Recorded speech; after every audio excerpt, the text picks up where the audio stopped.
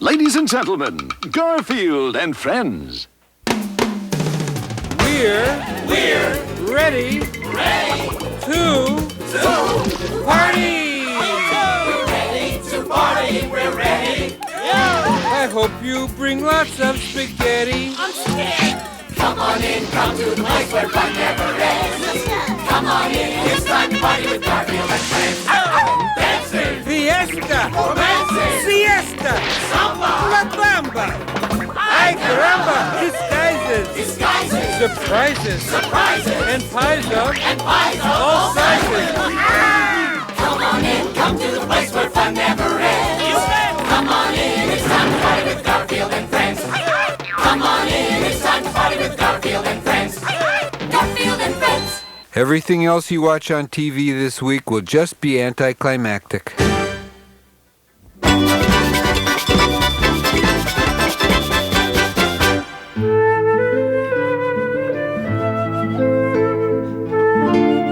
Sometime around the year 11 and a half, the world was a more barren place. One could walk for miles and not see signs of civilized life. It was a lot like Los Angeles, but without the taco stands. Many bedraggled travelers gathered at a small inn where one man ruled by his sheer strength.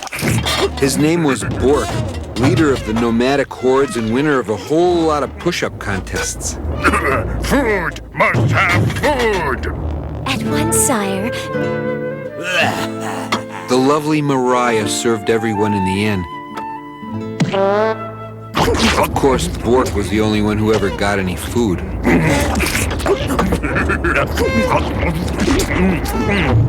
Here is more meat, sire. And we had time to cook this batch. More! Bring me more! He made it clear to all that Mariah was his woman and no one had better so much as look at her, a favorite pastime of a lovesick peasant with the unlikely name and trade of John the Cartoonist. John would sit in the inn for hours drawing pictures of Mariah. Every night he tortured himself this way, for he knew she could never be his. Sire, if you leave any, may I give it to the stray cats who gather at our back door? I will leave none. Now, in this savage time, even pussycats roamed wild. No matter how much Bork ate, Mariah always found some food every night for the handsome cat. Meow, purr, meow. Hey, in these barbaric times, you do what you have to do to get fed. More food! More food! I gave you some leftover goat's feet, Kitten. I have to go. Goat's feet? What about cheeseburgers? How about a pastrami on rye? Would a sausage pizza hurt you? A couple of 3-minute eggs? I'm not eating like this. I'm sure some wandering diner will share his meal. More food! More food! Hi, I was wondering if you could spare a leg of lamb or a couple of prime rib or a... Get out of here! I'm out of here. Goat's feet, yummy. And so every day, Bork led his men into battle.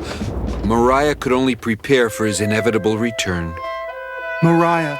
It is for your own good if we are not seen together, cartoonist.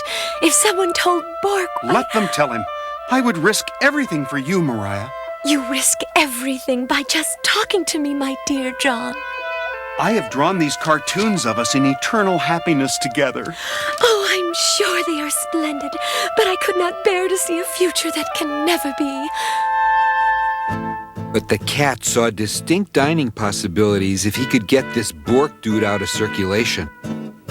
He followed the cartoonist home to his squalid little dwelling and somehow managed to convey to him the idea that he, the cat, could help. You can get Mariah from me, Cat? What do I need to do? I have to become heroic and strong?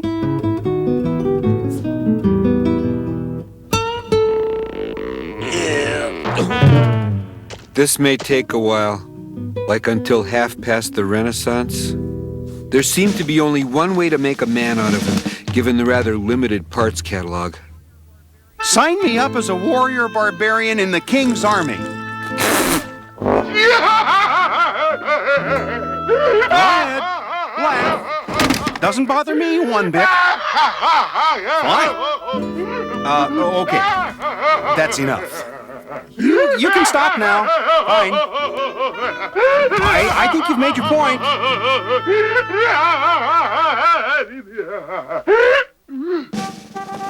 He enlisted for training as a warrior and was the Army's 28th choice for service. Number 27, by the way, was a Cocker Spaniel. Good. Good. Very good. I have to go make up some more surrender flags. I have a feeling we're going to need them. The cartoonist took all your basic barbarian courses, beginning archery. A perfect shot. Of course, he can only do it once. Even swordplay 101.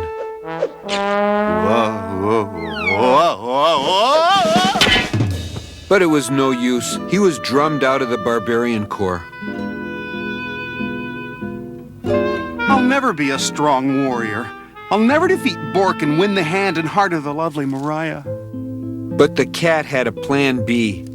Leave it to me, he told the skinny cartoonist. Bork was already at the inn making his usual polite dinner request. More food! More food!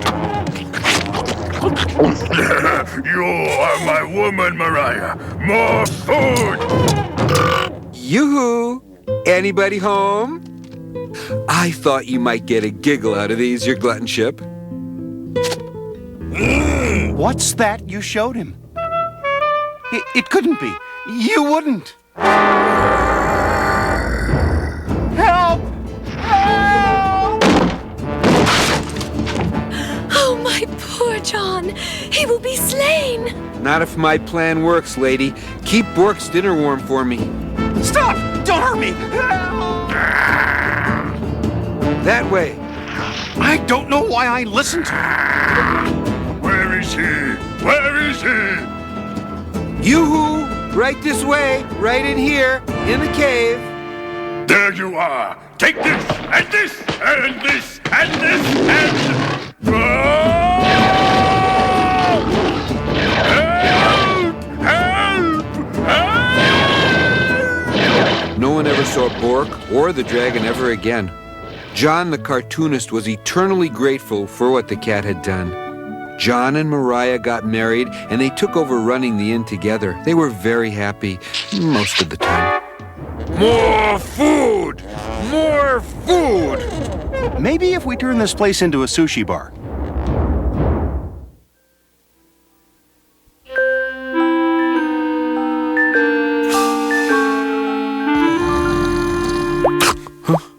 What's that drip, drip noise?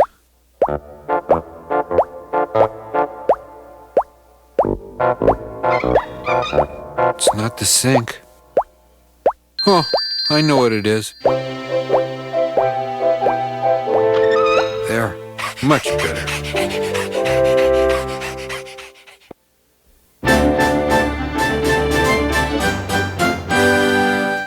Mail call, guys. Wade, you got a free sample of soap. A free sample of soap? Help! Help! Free sample of soap! Oh, help! Soap for free! Oh, help! What a coward! What a craven creature! What a highly comedic waterfowl! And Roy, you got a postcard. Your niece Chloe is coming to visit. My niece is coming to visit? Roy. Help! Help! Niece coming to visit! Help! Niece coming to visit! Help! Severe niece alert! Help! Copycat. Roy, what's wrong with seeing your niece? What's wrong is that I am the handsomest, most eligible rooster in the barnyard. Roy, you're the only rooster in the barnyard. Yes, I've driven off all the competition. Anywho, having a kid around cramps my style. My, but it was cramped in that trash can. You're not kidding, fella. Oh, you're the way. Weasel. 10 minutes later. Weasel. You're the Weasel. You are not going to get by with your weaselly ways, Weasel. I shall alert everyone to beware of you, Weasel. Watch. Well, apart from that tree, not a bad exit. Now I think I'll go find me the tastiest chicken in the yard. You may boo me now. Hello? Have you seen my Uncle Roy? Huh? Oh, yeah. You must be Chloe. Uh-huh. Where's my Uncle Roy? He, oh, what am I gonna tell her? He had to go someplace. That's it. He had to go someplace. And he asked me to keep an eye on you. Uh-huh. He probably had a date. I gotta find the youngest, tastiest looking chicken on the farm. Aha! We have a winner. You may resume. Hey, do you hear somebody? Oh, never mind. Oh, Natalie, you lucky hen, you. Which of the many Roys will be yours tonight? Bonsoir, my little croissant. Tell me, mademoiselle, where are you from? Oh, are you Cornish? Well, does that mean you are game? Wait a minute. If I had a shred of dignity within my body, the slightest compassion, I would forget all about my date with Natalie and devote my every waking hour to my lovely and deserving niece, Chloe. Yes, that's what I'd do if I had even the smallest shred of dignity. Yep, that's what I'd do, all right. Okay, on with the date. Cinderella? Heard it. Sleeping Beauty? Heard it. Maybe I have some games. Thank you very much, but you don't have to entertain me. I just have to accept the fact that my Uncle Roy has things he'd rather do than be with his niece.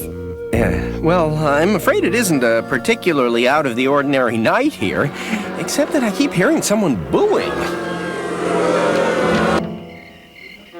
You look magnificent tonight, my dear. The way the light gently caresses your beak. Oh, Roy. You are like a well-fluffed pillow. Feathers in all the right places. Oh, Roy. How do you think of such sweet things to say?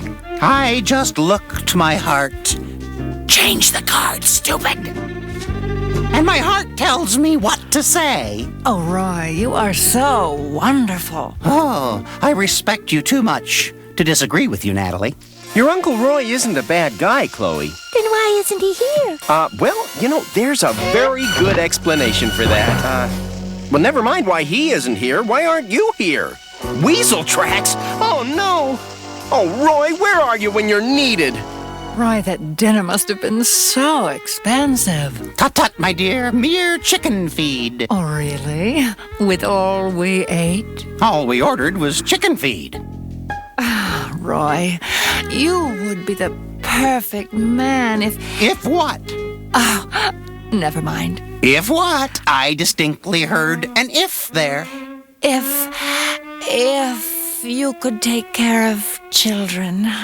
I think it's so important for a man to know how to take care of children. I can take care of children. I have a children. Wait here, I'll go get her. You'll see. Oh, Roy's the only one who knows his way around this part of the forest. Wow, I found a use for the kid after all. Wait, what are you doing out here? That tree leaped right out in front of me when I was trying to escape the weasel-type creature. The weasel, as in, boo, the weasel? That weasel? Uno and the same-o. The weasel may be after Chloe. Bye. All right, you weasel. Where's my Chloe? Oh, it's you. It's me, but the weasel has Chloe. What are we waiting for? I know every weasel hiding place in this forest, horse. He won't get away from me. Struggle all you want, chicken. You ain't getting away from me. And after I polish off the chick, you're next. There he is. This calls for a brilliant scheme. No, Orson. This calls for an act of blatant stupidity. Hey, take it! Give me a break! Would you learn to go? Way out of here!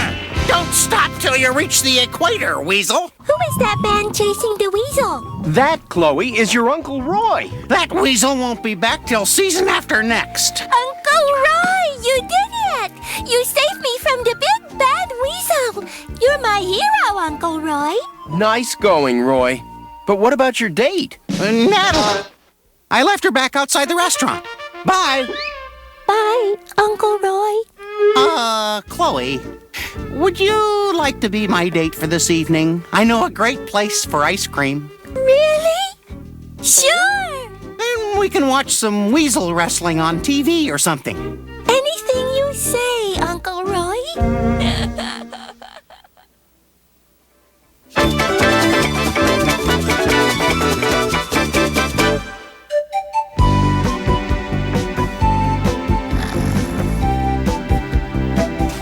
Oh, Normal, want to help me change the blankets in Garfield's bed? Sure. Okay. In 3, 2, 1. Hi, Garfield! Thank you, Normal. My pleasure. Hey, no more sausage pizza smell. I was having such good dreams, too. That's the only way to get Garfield out of his bed long enough to change the linens. Gee, John's got everything so springtime fresh. I'll get it. You'll get it. Yes, Normal cat, that's me. letter for you. Bye. Bye. I got a letter, Garfield. Oh, probably another letter from one of my many admirers. Dear Normal Cat, you are hereby ordered to appear tomorrow morning before the Kitty Council. Kitty Council? Kitty Council? What does this mean, Garfield? It means you're toast, Normal. You're through. You're history. You're over and done with. Garfield, this isn't funny. For you, it isn't funny. For me, it's hysterical. Oh, what will the Kitty Council do to me?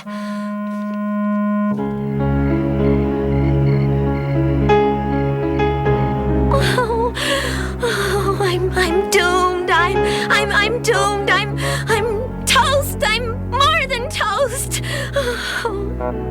Oh, hello, Normal. Don't forget your appointment tomorrow morning.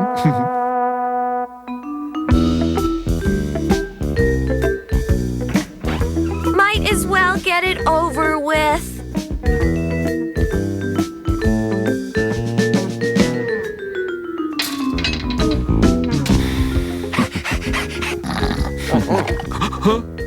Oh, it's you, Mutsky. You interrupted a wonderful dream. It was all about a world without Normal. Normal! Ah, I forgot to set my alarm. I wanted to go see him get his. Help him? You expect me to go help Normal? It doesn't feel like you've got a fever. I don't want to help Normal. I just want to see what the Kitty Council's going to do to him. Hello? Normal Cat? Yes?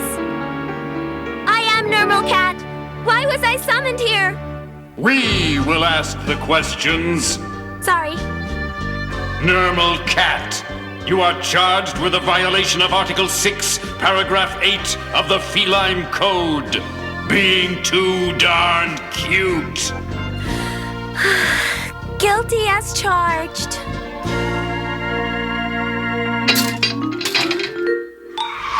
Stop the trial! Garfield, you've come to defend me. No, to make sure you lose. You who up there, whatever you think he did, in spades. Garfield Cat, is that you? In person and all set to testify. Let's go. I already put myself under oath. What do I have to say? What's he charged with? He's charged with being too darn cute. A felony, and an accurate one, too. And this cute kitten is pleading guilty to being too darn cute.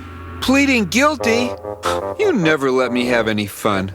They've got me dead to rights. Well, I guess I can live with that. Sorry for barging in like that. Bye. See you later, Garfield. No, you won't. Let's go home and celebrate, Odie. We won't have Nermal to kick around anymore. Nermal Cat, you have been found guilty of being too darn cute. That's me. For our records, have you ever committed any of these named offenses that demean the name of cat? Played with a ball of string? Guilty. Chased your own tail? Guilty. Batted at a fly as it flitted about the room? Guilty. And finally, and believe me, this pains me as much as it does you, laid on your back and encouraged people to rub your tummy? I did it! I did all those things! I even chased crumpled up balls of paper across the room! Why do you do these things, Nermal? Come on outside. I'll show you. Where are you taking us, Nermal? The reason I do so many cute things is well, when I do, this is what happens. Oh, Travis, look at that cute kitten. That is the cutest kitten I have ever seen. Here, cute kitten. Have a 6-course prime rib dinner with mashed potatoes, gravy, carrots, and dessert. And, well, here's about $600 in cash, just for being so darn cute.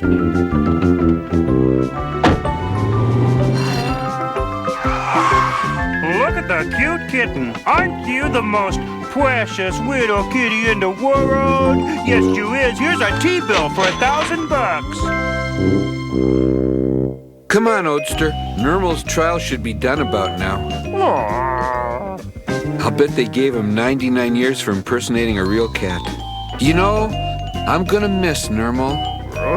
No, not really. I just thought I'd say that to sound noble, but it's not true. I'm glad the Kitty Council's throwing the book at him. They'll really give it to him. They'll show him. They'll... No, you have to pull your paws in. Roll more on your back. No, you'll never get your tummy rubbed like that, George. No, people, you have to make bigger eyes. Then tuck your chin down like that and pout more. Nermal, you're terrific. From now on, we want all cats to be like you. Huh? Odie, would you do me a favor? Take me to where I can apply to be a dog. I've decided to become a Cocker Spaniel.